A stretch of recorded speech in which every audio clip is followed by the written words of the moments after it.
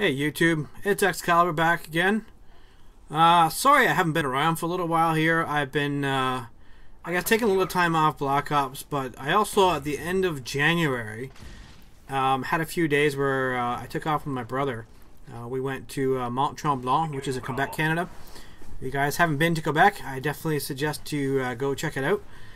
The other alternative, of course, for ski, snowboard sort of vacations as well too, was Vermont, but my brother ended up sort of deciding as a bit of a gift for both, I guess, my Christmas and, I guess part of my birthday or whatever, that he wanted to do something a little bit different, and obviously Tremblant seemed to be the place to go. Had a really good time.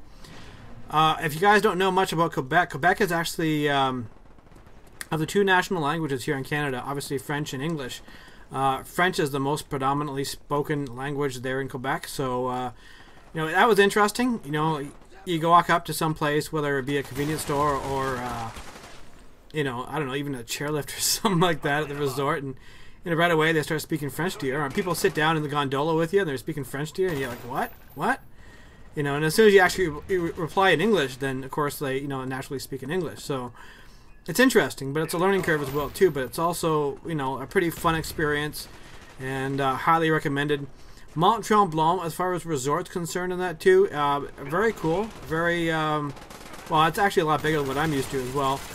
I'm used to here in Ontario, I'm used to some really relatively decent sized places, but not as high of a mountain as Mont Tremblant.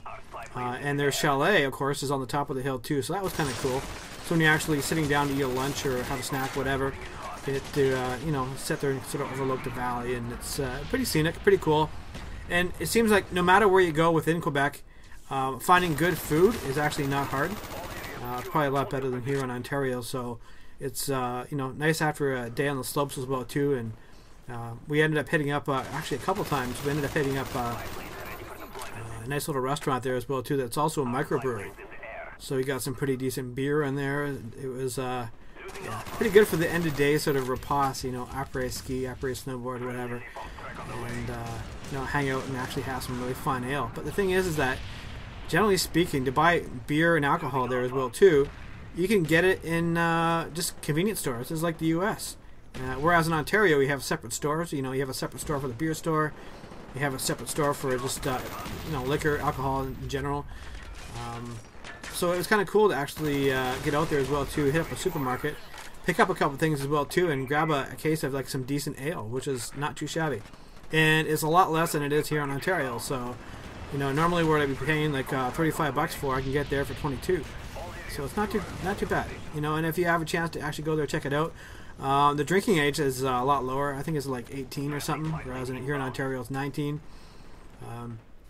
But you don't really have a whole lot of people, like especially students and things like that too, walking around just looking to get loaded sort of thing. So it's a different environment, it's different atmosphere, but definitely a lot of fun. And getting on the slopes as well too, the mountain and the conditions were actually pretty decent. They weren't getting a whole ton of snow, like maybe roughly speaking about an inch per night, and maybe some light flurries during the day as well too, depends.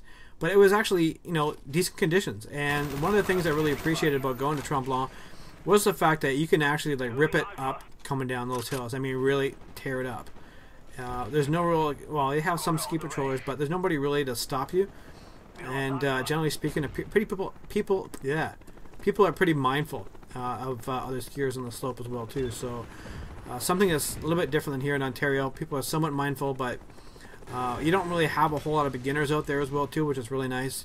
And the one beginner hill that we ended up hitting, which kind of sucked actually, it's decent enough, but you know what? It's one of those things that, first run of the day, you start off with something really easy, but of course, part of the conditions with the resort were that you couldn't take skis or snowboard into the actual hotels or residence there whatsoever. You had to leave in the vehicle. Of course, you had underground parking, which is heated, cool, but obviously not enough as well too to keep the base up to condition to be ready for the slope. So I hit this little flat part as well too on this beginner hill, and it kind of ticked me off a little bit, but and I basically had to stop, unbuckle, walk a little bit further away, get the rest of the run as well too, and then continue on down the hill. But still, it's all right. As far as like steeps as well too, if you're into like the double black diamonds, they had a couple pretty good ones there.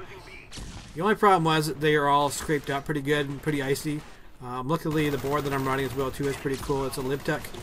It's a Dark Series 161. It has a magnet traction, so you can really dig into the ice. If you guys don't know what magnet traction is, you want to check out LibTech's website.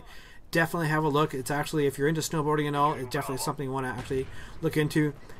And I believe they dropped their prices down like $100 from last year as well too, which is pretty good. But anyhow, that's that part of it. And definitely a good trip. Definitely a lot of fun.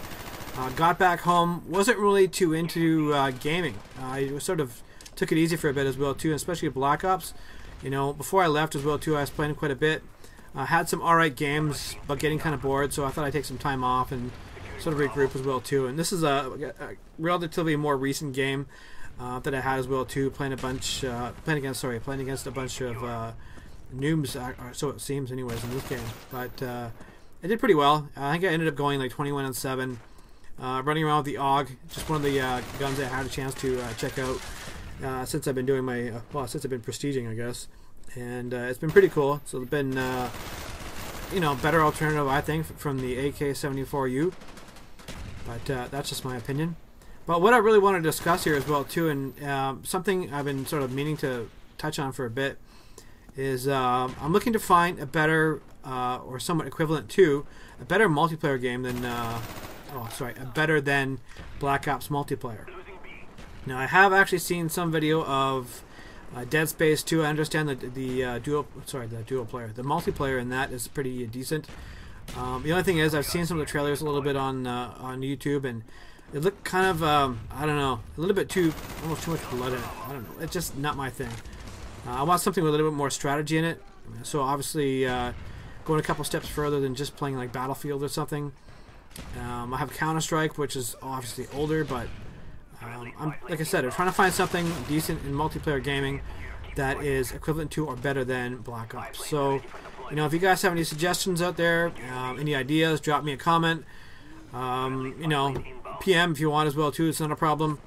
I can accept some PMs as long as you're not spamming me with you know, nonsense or something. But like I said, I'm just having a boo around the internet, and I haven't really found anything as of yet. I've been keeping my eyes open as well too on Steam to kind of pick something up. What I'm looking to do is, like, I really wanted to get something that's cost effective, so the people I play with as well too can jump in there as well too, and not have to dump like a big wad of cash. Because, you know, generally speaking, most of the games that are like really half decent are anywhere from about $50 to maybe 60, sometimes slightly less, sometimes about 40ish, maybe 30. But usually by that point they're, you know, a few months old, so there's nothing really new and happening that way. And like I said, just, you know, if you guys can point something my way, definitely would appreciate it. Feel free to like the video as well too, and I will chat with you later.